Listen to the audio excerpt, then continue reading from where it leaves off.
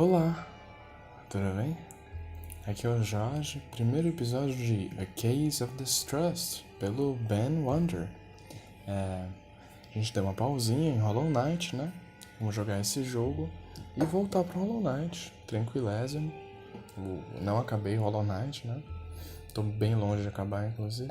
Mas esse é um jogo, eu sei pouquíssima coisa sobre ele. Eu só sei que ele é um jogo noir, atmosférico, assim. Mais sobre história, então vou ler bastante, vou falar menos. Um pouquinho diferente do Hollow Knight, né? Bem diferente do Hollow Knight. Então vamos lá, sem mais delongas. Já começando com essa música delicinha, né? Mas vamos lá.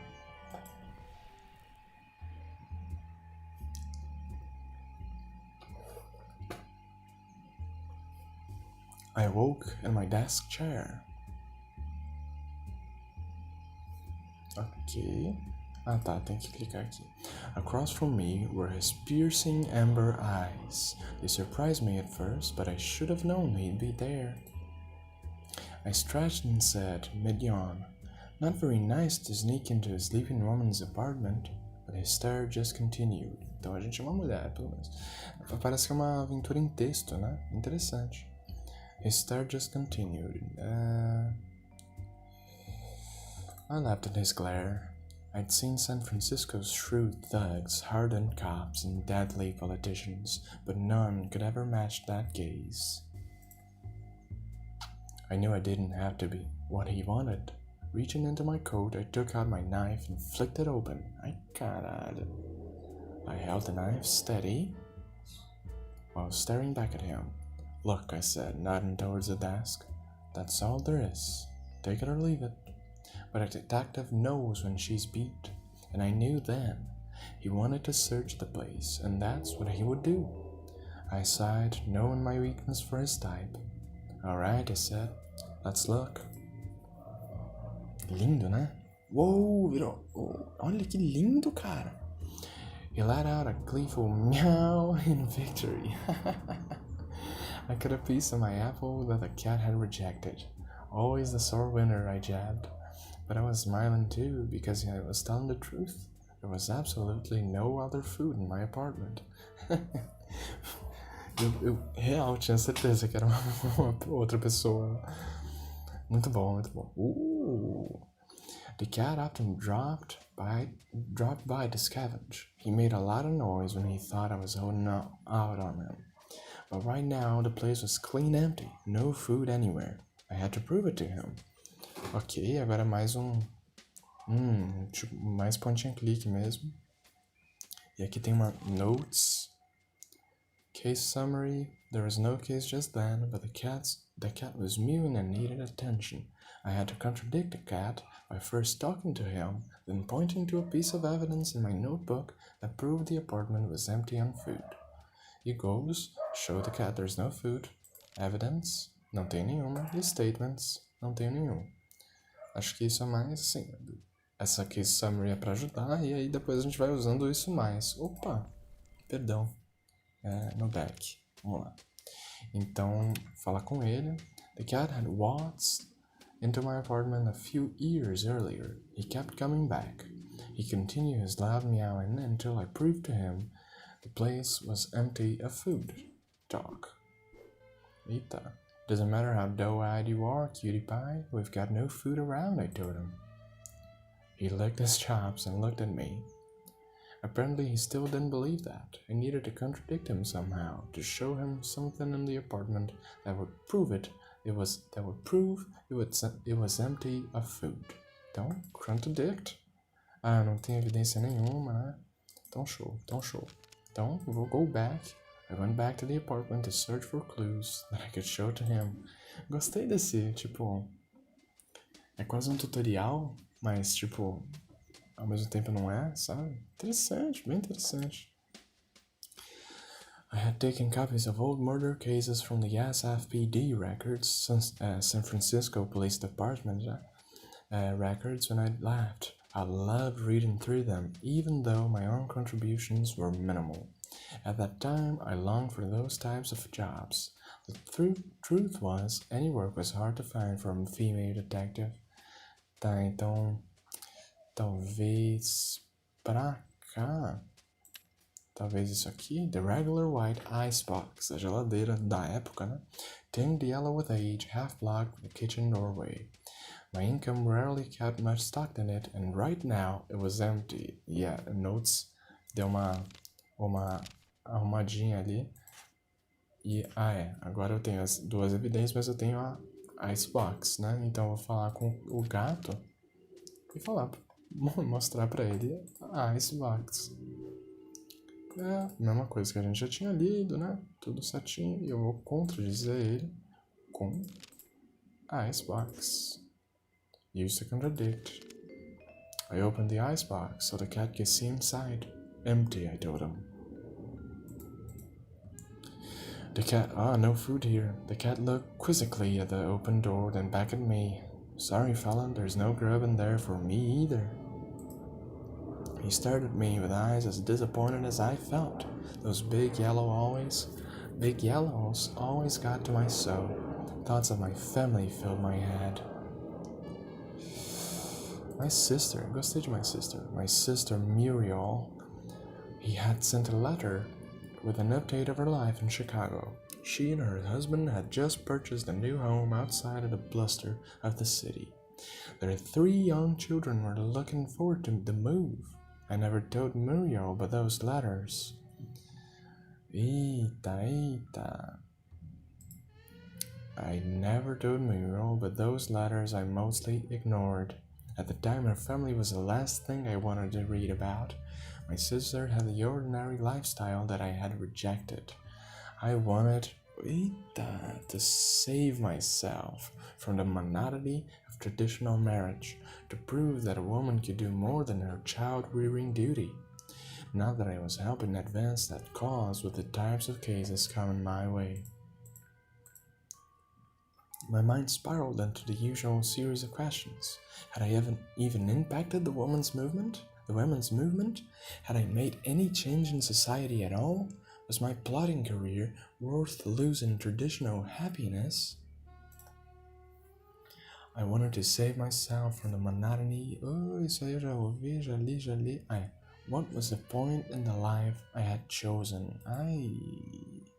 A loud meow from the cat snapped my thoughts back into the moment. I took a deep breath and grinned back to him. Guess you can scram now, I said. Nobody's going to come knocking with food for you, fella. Esse sound design. Não sei se para vocês foi show, mas no meu fone de ouvido foi uma delícia essa batidinha aí. There immediately came a banging in the front door. Beyond the nuisance, this cat was psychic too. You ordered out? I asked him.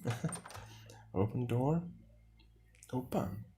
In the doorway was the regrettably familiar face of Connor Green.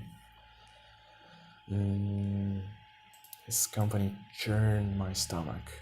It might have been his bergamot perfume which hung around his nostrils like a lingering unwanted gas, or that sordid smile which has forever plastered on his face. He stared at me through the doorway with a coy smile. Well, ain't you gonna invite me inside? Eita. I let him through the door before closing it. Hey now, he said. Looking at my apartment. You know, this clutter might turn off some customers. Maybe not me, though. Eita, so that was his angle.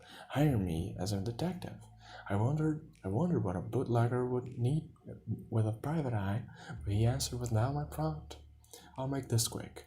I can't take this to the hog house or the pigs would laugh at me out. And other dicks just aren't all stinking. His grin widened. Thought this was gonna be quick, I said, and I started rolling a cigarette. It wasn't quick, and I'd already rolled and lighted a second smoke when Green finally finished his story. I noted important bits in my book. It had started with a letter slipped in under his door in a white envelope. The envelope contained a single typewritten leaf, which he handed to me. It read, "End your game, or we'll end you. It had no signature, instead ending with only a small scribble in the bottom right corner that resembled a black hand. Green had a lead on the new rum running scheme, a connection from Vancouver. He'd given a sample to Tiny Paul, the gangster who ran the Tin Spoon Speakeasy for mob boss Jerry Ferry. They agreed to buy in for more. Green surmised the letter was about his rum running. He suspected Redstone Stable, another bootlegger, of sending the letter. He told me that Stable ran a barber shop during the day and gave me the address. Green needed to know who the threat was from. He'd get Paul's gang to deal with them and continue his scheme to get rich. If I go snooping myself, he concluded, folks see I'm not trusting people. No trust leads to no customers. I need to play it low key, which is where you come in. I raised an eyebrow and stared at him through the cigarette smoke. Something in his yarn was still twisted. He must have noticed my reticence, because he said, I worked closely with Lewis. I'm sure he'd want to protect me as much as any other victim. My uncle. Eita. I was still searching for answers. After his death, he'd been a man obsessed with helping victims and bringing justice to those beyond salvation. With that ethos, I never understood how he could have taken his own life. Those thoughts haunted me. I'd quit the SFPD and started my own practice taking his philosophy. Was Green worth my time? Would he be worth Lewis's? Green had tipped off my uncle on a few cases. I wondered if that was enough to warrant my protection. Before I could think past my headache, he threw a bill in my lap. Keep the C-note as a retainer. Don't worry about getting in touch. I'll find you later for a chat. He walked out the front door and I let him go. If he was willing to give me $100 for no commitment, I wouldn't stop him. Pode crer. Ok, loucura. Antes de ler aquilo lá, nos anos 40 e 50, bom, numa época mais mafiosa, né? Provavelmente nos anos 40. E nos anos 40, nos Estados Unidos, tinha a lei seca. Você não podia beber. Então, tinha muitos desses bootleggers, que eram pessoas que eram traficantes de bebida. E bootlegger é muito interessante, que vem, bootleg é perna de pau, de pirata. E aí tem algumas, tem duas etimologias que usam muito para esse termo bootlegger. Primeiro que pirata é um cara que pirateava, né? Que roubava coisas, que contrabandeava coisas. Então, naturalmente, um contrabandista, um traficante, tem alguma relação com pirata. Então, bootlegger, tipo, aquele que tem uma perna de pau, ou seja, um pirata. E também tem histórias que os piratas costumavam contrabandear para ficar coisas dentro da perna de pau. Colocava ali um ourozinho, um tabaquinho, ali alguma coisa, eu imagino que não uma bebida, não uma garrafa, mas coisas assim, e eles contrabandeavam dentro da perna de pau, por isso que bootlegger. São essas duas, só um fun fact aí. Eu vou ver as minhas notes primeiro. Aí o Go já fiz, o case summary, que não preciso no momento.